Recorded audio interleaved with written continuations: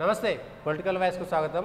ఇప్పుడు దేశవ్యాప్తంగా కానీ రాష్ట్ర వ్యాప్తంగా కానీ రెండు కేసులు సంచలనం రేకెత్తిస్తున్నాయి. అందులోనూ రాజకీయంగా చాలా ప్రముఖంగా ఉన్నాయి. ఒకటి ఢిల్లీ లిక్కర్ స్కాము, కవిత అరెస్టు, రెండవది ఫోన్ ట్యాపింగ్. ఈ రెండు అంశాలలో ఏ కేసులు ఉంటాయి, ఎట్లాంటి సెక్షన్లు వర్తిస్తాయి, రాజకీయ నాయకుల ఇన్వాల్వ్మెంట్ ఏంటి, అన్నీ తెలుసుకునేందుకు ప్రముఖ న్యాయవాది రచనారెడ్డి గారు మనతో ఉన్నారు. మేడం నమస్తే. నమస్తే అండి, అందరికీ నమస్కారం. ఒక కేసు, ఫస్ట్ కేసు లిక్కర్ కేసుని ఏ విధంగా చూడొచ్చు? ఎందుకంటే అరవింద్ కేజ్రీవాల్ ఏమో లేదంటే కవిత ఏమో ఇదంతా ఫ్యాబ్రికేటెడ్ కేసు, నేను బయటకు వస్తా అనేటువంటి మాట చెప్తున్నారు. నిజంగా జరిగినటువంటి సంఘటనలను బట్టి ఒక న్యాయవాదిగా దాన్ని ఎట్లా చూడొచ్చు? నిజంగా అది అబద్ధమా, నిజమా, జరిగిందా లేదా?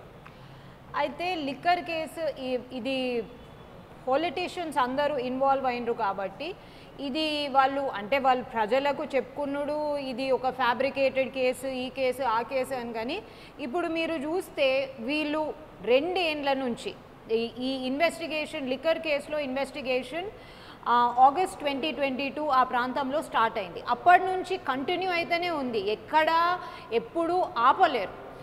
ఆ ఇన్వెస్టిగేషన్లో భాగంగానే కవితను ఒక 3 సార్లు ఈడీ పిలవడం జరిగింది. అక్కడ ఆమె ఫోన్లో ఏమో ఇవ్వడం జరిగింది. అండ్ ప్లస్ ఆ ఈడీ పిలవకుంటేనే కవిత సుప్రీంకోర్టుకి వెళ్ళి కేసు ఫైల్ చేసింది.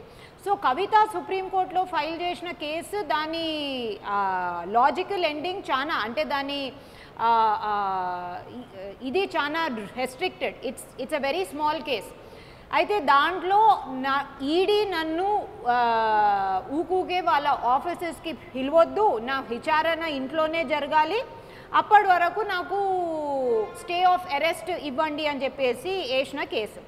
అయితే వీళ్ళు విచారణ భాగంగా ఈడీ ఒక అండర్టేకింగ్ ఇచ్చింది కోర్టులో, మేము ఈమెను పిలవము.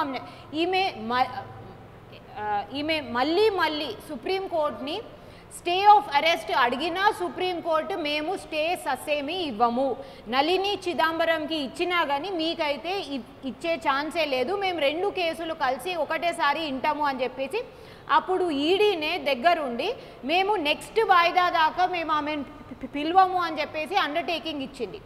ఆ అండర్టేకింగ్ ఆ రోజుకి పూర్తి కాగానే ED search warrant section 17 of the prevention of money laundering act కింద సర్చ్ వారెంట్తోని కవిత ప్రెమైసెస్, ఆఫీసెస్ ఏందో సర్చ్ చేసింది. దాని తర్వాత section 19 of prevention of money laundering act కింద ఈడీ మాకు ఈ సర్చ్ అండ్ సీజర్లో కొన్ని దొరికినాయి, దాంతోపాటు ఇండివిజువలీ కూడా కవితను ఈ టైంలో కస్టడీలో తీసుకునడం ఎంతో ఇంపార్టెంట్ అని చెప్పేసి రీజన్స్ ఇస్తూ ఒక రీజన్డ్ అరెస్ట్ వారెంట్తో పాటు వచ్చింది. సో ఇంత డీటెయిల్డ్గా, ఇంత పకడ్బందీగా చట్టాన్ని ఫాలో అవుతున్నప్పుడు ఇది ఫ్యాబ్రికేటెడ్ కేసే లేదు, మేము నిర్దోషులము, మేము బయటకు వచ్చేస్తాము అని అనడానికి బాగుంటుంది. ఎందుకంటే పాలిటీషియన్స్ అది అనాల్సిందే, లేకపోతే ప్రజలు మర్చిపోతారు మిమ్మల్ని. సో అనడానికి బాగుంటుంది. కానీ ఇప్పటి వరకు మీరు చూస్తే అంటే దీంట్లో మేడం ఒక మనీ లాండరింగ్ కేసులో ఇంటర్నేషనల్ డ్రగ్స్కి సంబంధించినటువంటి ఆ రాకెట్లో ఇంటర్నేషనల్ డ్రగ్స్కి సంబంధించినటువంటి డబ్బులు హవాలా రాకుండా చూడాల్సినటువంటి బాధ్యతలు వేసి కేవలం రాజకీయ నాయకులు చుట్టే తిరుగుతుందనేటువంటిది ఒక వాదన. ఎందుకు చూడొద్దు? ఇంటర్నేషనల్ డ్రగ్స్ మాత్రమే హవాలా ద్వారా వెళ్తాయా? ఇక్కడైన లావాదేవీలు హవాలా ద్వారా వెళ్ళాయా? ఇక్కడ క్లియర్గా ఒక చార్టర్డ్ ఫ్లైట్లో డబ్బులు తీసుకెళ్ళి హవాలా రూపకంగా గోవా అండ్ పంజాబ్ ఎన్నికలకు ఒక్కొక్కలకు 5 కోట్ల చొప్పున ఇచ్చారు అని చెప్పేసి క్లియర్గా వాళ్ళకు ఎవిడెన్సెస్ ఉన్నాయి. వాళ్ళు ఇప్పుడు ఎన్ఫోర్స్మెంట్ డైరెక్టరేట్ స్పెషాలిటీ ఏంది, వాళ్ళు పెద్ద మొత్తంలో ఉన్న డబ్బులను సూట్ కేసులను లేకపోతే చార్టర్ ఫ్లైట్లను ఎట్లా తీసుకుపోతుండ్రో ఆ డబ్బులు ఎట్లా హవాలా ట్రాన్సాక్షన్కి ఎక్కడి నుంచి స్టార్ట్ అయింది, ఎక్కడ ఎండ్ అయిందో అది పసిగట్టే పనే వాళ్ళది.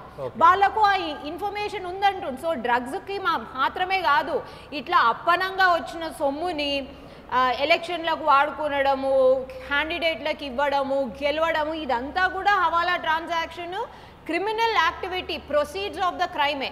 సో ఖచ్చితంగా it covers all of it. And politicians మీరు ఏ డెమోక్రసీలోనైనా చూడండి, unfortunately it's the politicians who are the biggest culprits of white collar crimes. దీని వైట్ కాలర్ క్రైమ్ అనే అనొచ్చు, ఎందుకంటే ఇక్కడ కవిత క్లయింట్ సౌత్ లాబీ. కవిత తన క్లయింట్లతో కలిసి ఢిల్లీ గవర్నమెంట్తో ఇగో వీళ్ళు నా క్లయింట్స్, వీళ్ళకి ఇది కావాలా, వీళ్ళు ఇంత ఇస్తారు, ఇప్పుడు ఇంత ఇస్తారు, అయిపోయిన తర్వాత ఇంకెంత ఇస్తారు, అయిపోయిన తర్వాత కాదు, మొత్తం proceeds of the crime. Kavitha south lobby ఏమడిగినరు, మాకు 65% ఢిల్లీ మార్కెట్ కావాలా, 65% ఢిల్లీ మార్కెట్ మొత్తం south lobby zone, region plus individual shops. దానితో పాటు మేము ఆ లిక్కర్ పాలసీ ఎంఆర్పి రేట్స్తో పాటు మేము ఎలా ఉండాలనో మేము చెప్తాం.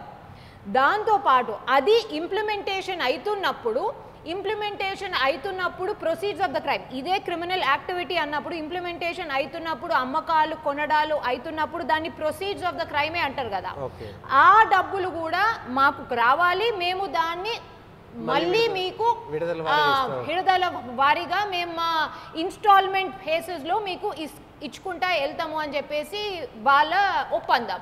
ఈ కేసులో మీరు చెప్తున్నటువంటి దాంట్లో ఎందుకంటే కోర్టు అనేది సాక్ష్యాలు, రుజువులు, సాక్ష్యాధారాల మీదనే నడుస్తుంది కాబట్టి ఎన్ఫోర్స్మెంట్ డైరెక్టర్ ఇచ్చినటువంటి సాక్ష్యాలు, రుజువులు అనేటువంటి కవితకు వ్యతిరేకంగా కానీ లేదంటే కేజ్రీవాల్కి వ్యతిరేకంగా కానీ నిలబడతాయంటారా?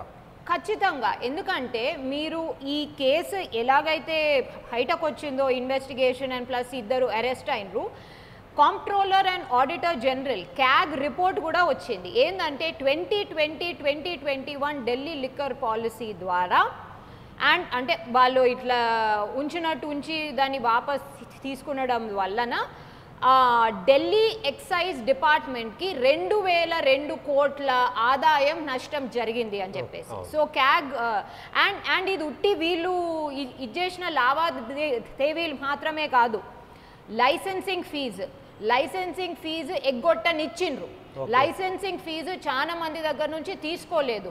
Delay in implementation of the liquor policy, delay in auction, delay in tendering, ఇవన్నిటితో పాటు ప్లస్ అమ్మడం కొనడం అయితే లేదు. ఎందుకంటే ఒక పాలసీ లేకుండా ఏ గవర్నమెంట్ ఎక్సైజ్ డిపార్ట్మెంట్ అమ్మడానికి లైసెన్సెస్ ఇవ్వలేదు, యాక్టివిటీనే ఉండదు. సో అందుకోసం it pegged the comptroller and auditor general pegged the loss at 2002 crores. So దాంట్లో ఈ 100 కోట్ల లేకపోతే 200 కోట్ల లేకపోతే మొత్తం కలిసి and proceeds of the crime కూడా మీరు కౌంట్ చేయాలి కదా. ఇప్పుడు మీరు అప్రాక్సిమేట్లీ మీకు ప్రొసీడ్స్ ఆఫ్ ద క్రైమ్ మీకు నెల 500 కోట్లు వచ్చినా కానీ వీళ్ళ పెద్ద మొత్తం ఎంత, వీళ్ళు ఎంత ఇస్తున్నారు వాళ్ళకు, all of that will be counted. And చెప్పండి, ఈ కేసులో కన్విక్షన్ జరిగితే ఒకవేళ, ఎందుకంటే పెద్ద తలకాయలు అనుకోవచ్చు, రాజకీయంగా పెద్ద తలకాయలు ముఖ్యమంత్రి స్థాయిలో ఉన్నటువంటి వ్యక్తులు బట్టి కన్విక్షన్ జరిగేటువంటి అవకాశం ఉంటుందా?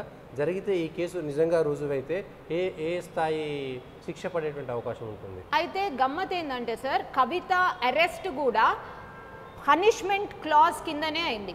పనిష్మెంట్ క్లాజ్ సెక్షన్ 4లో ఉంటుంది. సెక్షన్ 3లో మనీ లాండరింగ్ ఏందో దాని డెఫినేషన్ అదంతా ఉంది. సెక్షన్ 4లో పనిష్మెంట్ క్లాజ్ ఉంటుంది. ఆ punishment clause 3 to 5 years of imprisonment plus పెద్ద మొత్తాన పెనాలిటీ ఉంటుంది. అది కోట్లలో కూడా ఉండొచ్చు. సో ఈ 3 to 5 yearsతో పాటు ఇప్పుడు ఎన్ఫోర్స్మెంట్ డైరెక్టరేటే కాదు కదా, సిబిఐ కూడా దీంట్లో ఇన్వాల్వ్ అయి ఉంది. సో ఎన్ఫోర్స్మెంట్ డైరెక్టరేట్ ఉట్టి పిఎంఎల్ఏనే చూస్తుంది. CBI హేన్ offence, substantive offence, IPC కింద ఉన్న ఏమేమి నేరాలు ఉన్నాయో అవన్నీ చూస్తాయి. సో మీరు అది కూడా యాడ్ చేస్తే 7 ఏళ్ళు కావచ్చు, 14 ఏళ్ళు కావచ్చు, 7-14 ఏళ్ళ మధ్యలో కూడా కావచ్చు. ఈడీలనైతే మన పిఎంఎల్ఏలోనైతే 3 to 5 years and little bit more అన్నట్టు ఉన్నది. బట్ మీరు దానికి సబ్స్టాంటివ్ ఒఫెన్సెస్ కూడా యాడ్ చేస్తే it could be well above 7 years old, above 7 years plus fine, పెద్ద మొత్తాన పెనాలిటీ. సో ఎవరైనా సరే, పెద్ద తలకాయలు ఎవరైనా సరే ఈ శిక్ష పడేటువంటి అవకాశాలు ఉంటాయి. అండ్ చాలా మంది ప్రతిపక్షాలు ఈడీ ఉట్టి మన పాలిటిషియన్స్ చుట్టే తిరుగుతుంది, కన్విక్షన్స్ లేవు, ఏం లేవు. కన్విక్షన్స్ అంటే మీరు క్రిమినల్ ట్రయల్ నడిచేదే ఏండ్ల తరబడి నడుస్తుంది. ED prevention of money laundering act 2002 ఒక 20 ఏళ్ళ ముందు అనుకుని 20 ఏళ్ళ ముందు స్టార్ట్ అయినప్పటి నుంచి ఇప్పటి వరకు ఈడీ జప్తు అటాచ్ చేసిన property is worth 1 lakh crore. Okay. So ఇప్పుడు కేజ్రీవాల్ కవితకు సంబంధించిన ప్రాపర్టీస్ ఖచ్చితంగా వీళ్ళు అటాచ్ చేస్తారు. సో అటాచ్ చేస్తే గవర్నమెంట్ ఖజానాలోకి వచ్చేస్తుంది. గవర్నమెంట్ ఖజానాలో వచ్చేస్తుంది. అటాచ్మెంట్తో పాటు 1 lakh crores. ఇప్పటి వరకు ఈడీ ప్రాసిక్యూషన్ కన్విక్షన్ రేట్ ఎంత తెలుసా? 93% కన్నా ఎక్కువ. సో ఈడీ కన్విక్షన్ చేసింది 25-28 మంది. కానీ ఆ పర్సంటేజ్ అంటే ఎంతమందిని అయితే వాళ్ళు ప్రాసిక్యూట్ చేసిండ్రో వాళ్ళందరిది ట్రయల్ కంప్లీట్ అయి కన్విక్ట్ అయింది ఈ 20 years లోనే. సో ఈడీ ఏం చేస్తుంది, ఇక్కడ పార్టీలు మారితే కేసులు అయిపోతున్నాయి అంటే ఎక్కడ కేసులు అయిపోతున్నాయో మీరు ఒక్క క్లోజర్ రిపోర్ట్ చూపెట్టండి. ఓకే. యా. సో కేసులు అర్ధాంతరంగా ఇప్పుడు హేమంత్ బిశ్వ శర్మ మీదనైనా లేకపోతే ఇంకోళ్ళ మీదనైనా క్లోజర్ రిపోర్ట్లు ఏమైనా ఉంటే చూపెట్టండి. ఆగిపోవడం అని ఎక్కడ అధికార పార్టీలో చేరిన వాళ్ళ మీద కూడా ఎక్కడ క్లోజ్ అవ్వట్లేదు, ఎక్కడ క్లోజ్ కాలేదు. ఇప్పటివరకు హిస్టరీలో అయితే కాలేదు. అదొక అంశం. రెండవది తెలంగాణ రాజకీయాలను అయితే శాసిస్తున్నటువంటి అంశము ఫోన్ ట్యాపింగ్.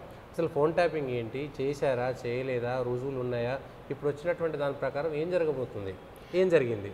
అయితే ఫోన్ ట్యాపింగ్ అనేది సార్ అంటే మొన్న ఈ లాస్ట్ 10 yearsలో రైట్ టు ప్రైవసీ మీద సుప్రీంకోర్టులో చాలా ఆధార్ జడ్జ్మెంటే right to privacy judgement.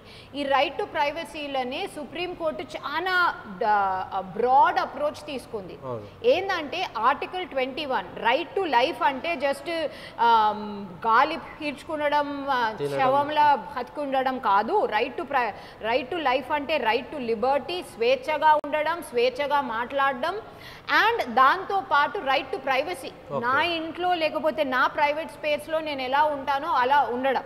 So ఆ రైట్ టు ప్రైవసీలో ఫోన్ కాన్వర్జేషన్స్, మనం ఎవరినన్నా తిడతాము ఎట్సెట్రా, దాన్ని డెఫమేషన్ అంటారు. అరే నాకు తిట్టే స్వేచ్ఛ కూడా లేకపోతే, అది కూడా 4 గోడల మధ్యలో తిట్టే స్వేచ్ఛ లేదు. So right to privacy has been included in the article 21, including right to life, right to liberty, right to personal freedom and right to privacy. So ఇక్కడ ఫోన్ ట్యాపింగ్ వచ్చే వరకు ఏంటంటే ఇండియన్ టెలిగ్రాఫ్ యాక్ట్ అని ఒకటి ఉంటుంది. అది British చట్టం. దాంట్లో సెక్షన్ 5(2) కింద ఫోన్ ట్యాపింగ్ ఏ కారణాలలో చేయొచ్చు అనేది క్లియర్ గా ఉంది. చేయొచ్చు ఫోన్ ట్యాపింగ్. అది ఏంది, మీరు మా ఫోన్ ట్యాప్, నేను మీ ఫోన్ ట్యాప్ కాదు.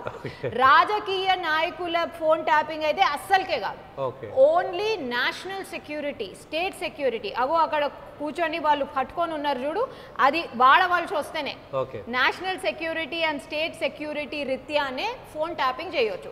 సో టెర్రరిస్టులు, possible terrorist activity, possible invasion of the country, possible Maoist activity, Naxalism, so ఈ anti social violent elements, violent సంఘ విద్రోహక శక్తులు మాత్రమే వాళ్ళ ఫోన్లే ట్యాప్ చేయొచ్చు. సో ఆ ఫోన్ ట్యాపింగ్ కూడా అది ఇష్టం వచ్చినట్టు నాకు ఈ నంబర్ దొరికింది నేను ఫోన్ ట్యాపింగ్ చేస్తా అన్నట్టు లేదు. నరేంద్ర మోడీ గారి మీదనే ఫోన్ ట్యాపింగ్ ఇది అంటే లైక్ అభియోగాలు వచ్చినాయి. అప్పుడు ఆయననే ప్రైమ్ మినిస్టర్ అయిన immediately one of the first decisions he took is 2014లో స్టాండర్డ్ ఆపరేటింగ్ ప్రొసీజర్స్ అని ఫోన్ ట్యాపింగ్ అంటే ఈ 5(2) section 5(2) of the Indian telegraph యాక్ట్తో పాటు standard operating procedures to tap phones. Phone ట్యాపింగ్కి ఇది అవసరము. ఒకవేళ మీరు దేశాన్ని చూసుకుంటే హోమ్ మినిస్ట్రీలో నోడల్ సెక్రటరీ, జాయింట్ సెక్రటరీ కన్నా కింద వాడు కాదు. వాళ్ళు రిటర్న్ రిక్వెస్ట్ ఇవ్వాలి. రిటర్న్ రిక్వెస్ట్ ఈమెయిల్ కొట్టేసి ఇచ్చుడు, లేకపోతే వాట్సాప్లో నాకు వారెంట్ పంపియండి అని అన్నట్టు రిక్వెస్ట్ కాదు. Written request with all the reasons, ఫిజికల్గా written request with all the reasons why ఈ సంఘ విద్రోహక శక్తి ఏంటి, ఏం చేసే అవకాశాలు ఉన్నాయి, ఎప్పుడు చేసే అవకాశాలు ఉన్నాయి, ఎందుకు ట్యాప్ చేయాలి, దేన్ని మనం ఆపడానికి ప్రయత్నిస్తున్నాం. సో హ్యూమన్ ఇంటెలిజెన్స్ లో వచ్చినటువంటి నిఘాలో ఎగ్జాక్ట్లీ అంత డీటెయిల్గా ఉంటుంది. దాంట్లో ఎవరు ఈ రిక్వెస్ట్ పెట్టొచ్చు, ఎవరు ఈ రిక్వెస్ట్ పెట్టరాదు, ఈ రిక్వెస్ట్ ఎన్ని గంటల ముందు పెట్టొచ్చు, ఎన్ని గంటలలోగా ఈ రిక్వెస్ట్ మీద ఎస్ ఆర్ నో వాళ్ళు ప్రతిపాదించాలి, ఎప్పుడు ఫోన్ ట్యాపింగ్ స్టార్ట్ చేయొచ్చు. అండ్ ఫోన్ ట్యాపింగ్ కూడా 180 డేస్ మాత్రమే, 180 70 డేస్ ఏదో ఉంది. సో ఎక్స్టెండెడ్లీ ఇష్టం ఏండ్ల తరబడి నేను ఫోన్ ట్యాపింగ్ చేస్తానని కాదు, there is specific days for it. So దాని తర్వాత ఎక్స్టెన్షన్ తీసుకోవాలంటే ఏ రీజన్స్ కొద్ది తీసుకోవాలి. సో ఇదంతా ఉన్నదండి. సో క్లియర్గా చట్టం ఉంది, స్టాండర్డ్ ఆపరేటింగ్ రూల్స్ ఉన్నాయి, ప్రొసీజర్స్ ఉన్నాయి, అన్నీ ఉన్నాయి. ఇక్కడ మన రాష్ట్రంలో చూస్తే కాగితం ముక్క లేదు, ఫోన్ ట్యాపింగ్ ఎందుకు చేస్తారు. అండ్ చట్టంలో ప్రేక్షకులకు ఏం పిలవాలంటే చట్టంలో క్లియర్గా పాలిటిషియన్స్, రాజకీయ నాయకుల ఫోన్లు ట్యాప్ చేయరాదు అని క్లియర్గా ఉంది. ఎందుకంటే మనము అంటే రాజకీయ నాయకులు కూడా ఎవరైనా తీవ్రవాదులతో విదేశీయులతో సంబంధాలు ఉంటే అది ఆ లింక్ వేరే. తీవ్రవాదంలో రాజకీయ నాయకులు ఉన్నా, మనలాంటి వాళ్ళు ఉన్నా, లేకపోతే తీవ్రవాదులే ఉన్నా ఖచ్చితంగా you can tap they phones. But నేను ఏంది నా రాజకీయ ఎత్తుగడలు, లేకపోతే ఎవరు ఇక్కడ ఏం చేస్తుండ్రు, ఎవరు ఎక్కడికి దుంకుతుండ్రు, ఇదంతా తెలుసుకోవడానికి, ఎవరిని ఇది చేయడానికి ట్రై చేస్తుండ్రు, ఇదే రాజకీయ నాయకులను నిఘాలో ఉంచడానికి, వాళ్ళని బ్లాక్మెయిల్ చేయడానికి, వాళ్ళను బెదిరింపులకు గురి చేయడానికి ఫోన్ ట్యాపింగ్ వాడతారు. తెలంగాణ వరకు వచ్చేస్తే ఈ ట్యాపింగ్ సంబంధించిన హిస్టరీ మీరు చూస్తున్నారు. దాని ప్రకారం ట్యాపింగ్ జరిగిందని నమ్మవచ్చా? కేవలం ఇది రాజకీయ ఆరోపణలు, అంటే ఈ ప్రభుత్వం వచ్చింది కాబట్టి ఆ ప్రభుత్వాన్ని బెదిరించడానికి చేస్తుందా, లేదా నిజంగా జరిగిందనేటువంటి వచ్చినటువంటి ఆధారాల ప్రకారం నమ్మవచ్చా? నమ్మితే అది ఎట్లాంటి నేరంగా మనం పరిగణించవచ్చు? ఫోన్ ట్యాపింగ్ మీద కూడా మన ఇండియన్ టెలిగ్రాఫ్ బిల్ 2023 అమెండ్మెంట్ అని వచ్చింది. దాంట్లో క్లియర్గా 3 to 5 years అండ్ జరిమానా అబౌట్ 3 crores ఎక్కువనో జరిమానా కూడా విధించింది. సో పనిష్మెంట్ అయితే ఖచ్చితంగా ఉంది. ఇక్కడ ఎవిడెన్సెస్ ఉన్నాయని కాంగ్రెస్ ప్రభుత్వం అంటుంది. సో ఆ ఎవిడెన్సెస్ ఏందో, ఎక్కడి వరకు వస్తుందో, తీగ ఎక్కడి వరకు లాగితే ఎంతమంది అందులోకి వస్తారో చూడాలి. అండ్ నాకు తెలిసి ఎటువంటి డాక్యుమెంట్, ఎటువంటి పర్మిషన్, ఎటువంటి ట్రాన్స్పరెన్సీ లేకుండా ఈ అలిగేషన్స్ ఉన్నాయి కాబట్టి ఖచ్చితంగా ఇల్లీగలీ ఫోన్ ట్యాపింగ్ నడిచినట్టు మనకు అర్థమవుతుంది. వచ్చిన డీటెయిల్స్ ప్రకారం జరిగిందని నమ్మవచ్చా ఈ ఇప్పుడున్నటువంటి దాని ప్రకారం? మళ్ళీ ఇంతమంది ఆఫీసర్స్ అయితే ఊకే ఆఫీసర్స్ ఇన్వాల్వ్ అయినప్పుడు వాళ్ళు క్లియర్గా వాళ్ళకు ప్రొసీజర్ తెలిసి ఉండదని అయితే మీరు నేను నమ్మలేము. వాళ్ళకు ఖచ్చితంగా తెలిసి ఉంటుంది. కానీ ఆ ప్రొసీజర్ని పక్కకు పెట్టి రహస్యంగా వాళ్ళు ట్యాప్ చేసినట్టు మనకు ఆధారాలు అంటే కొరుకుతున్నాయి. అది కూడా 1-2 నంబర్లు కాదు, లక్షల నంబర్లు వాళ్ళు ట్యాప్ చేశారు. ఎప్పుడెప్పుడో అంటే ఇష్టం వచ్చినప్పుడు, అంటే మీ ఫోన్ ట్యాప్ చేయాలంటే ఒకసారి నా ఫోన్ ట్యాప్ చేయాలి. సో అట్లా ఇష్టం వచ్చినప్పుడు వాళ్ళకు డౌట్ వచ్చినప్పుడల్లా ఇది చేసినట. సో ఈ ఎంతమంది ట్యాప్ చేసి చూసినంత ఈ అఫెన్స్ అంతా కూడా చట్టానికి వ్యతిరేకంగా జరిగింది. ఖచ్చితంగా చట్టానికి లోబడి మాత్రమే జరగలేదు లేదండి. ఎందుకంటే వాళ్ళ ఇప్పుడు నా ఫోన్ ట్యాప్ చేసిన, మీ ఫోన్ ట్యాప్ చేసిన సరే, మనకు వస్తున్న చర్చ ఏంటంటే బండి సంజయ్ గారి ఫోన్ ట్యాప్ చేసిండు, లేకపోతే రేవంత్ రెడ్డి గారి ఫోన్ ట్యాప్ చేసిండు, లేకపోతే ఇంకో బీజేపీ నాయకుల ఫోన్ ట్యాప్ చేసిండు. వాళ్ళ దగ్గర ఏం సంఘ విద్రోహక శక్తుల గురించి వాళ్ళు మాట్లాడుతున్నారు. ఒకవేళ మాట్లాడుతూ ఉంటే మీరు ఒఫిషియల్గానే మీరు ఫోన్ ట్యాపింగ్కి రిక్వెస్ట్ పెట్టుకోవచ్చు కదా, ఎందుకంటే అది చట్టంలో అది క్లియర్గా ఉంది. కానీ మీరు ఎక్కడ ఏ రిక్వెస్ట్, ఏ పర్మిషన్ కోసం కోరుతున్నట్టు ఏం లేదు. ఫైనల్గా దీనికి సంబంధించిన కన్క్లూజన్లో ఈ ఆఫీసర్ల దగ్గర ఆగిపోతుందా, లేదంటే పైన ఉండేటువంటి మంత్రులు లేదా ముఖ్యమంత్రి స్థాయిలో ఉండేటువంటి, అంటే కింద ఆఫీసర్ పైన ఆఫీసర్ పేరు చెప్తాడు, ఆయన చెప్పాడు కాబట్టి నేను చేసే సబార్డినేట్ అని, ఆయన ఇంకో పైన ఆఫీసర్ పేరు చెప్తాడు. సో పైన ఆఫీసర్ లాస్ట్కి ఇంకా పైన ఆఫీసర్ ఉన్నాడు, ఆయనకు పైన ఉండేటువంటి మంత్రియో ముఖ్యమంత్రి ఫైనల్గా ఉంటుంది. సో అంతవరకు వెళ్ళేటువంటి అవకాశం ఉంటుందా? ఖచ్చితంగా అండి. ఎందుకంటే వైకేరియస్ చట్టంలో వైకేరియస్ లయబిలిటీ అనే ఒక ఆస్పెక్ట్ ఉంటుంది. అదేంటంటే కింద వాళ్ళు చేసినా కానీ పైన వాళ్ళు ఎవరు చేపించారో వాళ్ళ వరకు అది ఖచ్చితంగా వెళ్తుంది. ఎందుకంటే అసలు ప్రేక్షకులు కారు వీళ్ళు, ఉట్టి ప్రేక్షకులు కారు, అసలు సూత్రధారులే వీళ్ళు. కాబట్టి వీళ్ళు చెప్పినందుకే వీళ్ళందరూ చేసిండ్రు. సో వీళ్ళు తప్పించుకుంటారని ఏం లేదు. కానీ శిక్ష మాత్రం అందరికీ పడుతుంది, అసలు వాళ్ళకు ఎక్కువ పడుతుంది, పైన ఉన్నటువంటి పదవుల్లో ఉన్నటువంటి నాయకులు కూడా పడుతుంది.